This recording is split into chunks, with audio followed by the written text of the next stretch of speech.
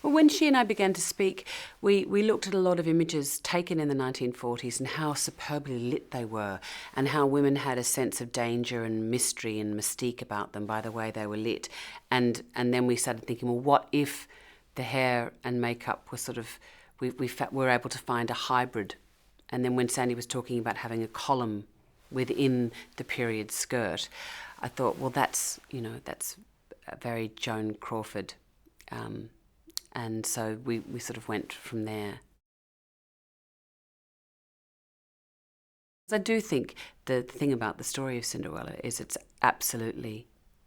is timeless in the best possible sense. So to absolutely locate it in one particular period would have been perhaps to say that was then, this is now.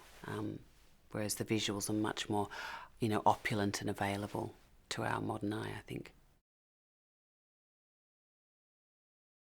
He's so self-possessed, and it's the Cinderella story, and you don't often think of the prince. The prince is the guy who rides in on the horse at the very end. He's the denouement. He's not this sort of the catalyst for the action. That's the girl, and so for him to play that role in sort of, he's got this effortless masculinity that's not emasculated by the fact that he's the one who is serving Cinderella's story, and I think that takes a great strength as an actor, which he clearly has.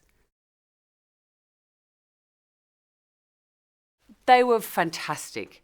Once again, they're really unaffected, and Sophie has such exquisite natural comic timing. And the beautiful thing about it is they really they found this way to play the sisters that was totally believable, that they genuinely thought they were the brightest button and the most beautiful girl in the room, but they didn't overplay it. And I think it could easily, if you see the way they're dressed, they could have easily sort of camped it up. I had to stopping myself from playing widowed Twanky, but they found the balance immediately, and I think that's and so they were so sweet and so funny. I'd long admired Stellan. I've seen him so often on the screen, and he's quite a dangerous actor in the sense that you're not sure whether you can trust him or. I'm not talking about as another actor. I'm talking about his screen presence, and so he's a moment in the same moment.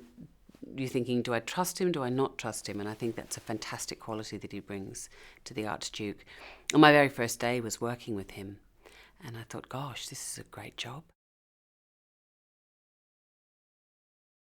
I think we're so used to seeing fairy tales told in animated form that somehow allows us to sort of guffaw and laugh at these characters from a distance. But it's about, when you see Cinderella in the flesh, you're brought back to the human cost that often is, that fairy tales really do deal with.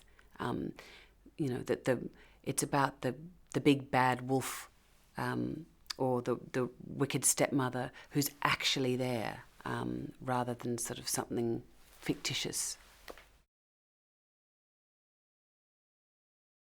When I was learning piano, I had this Disney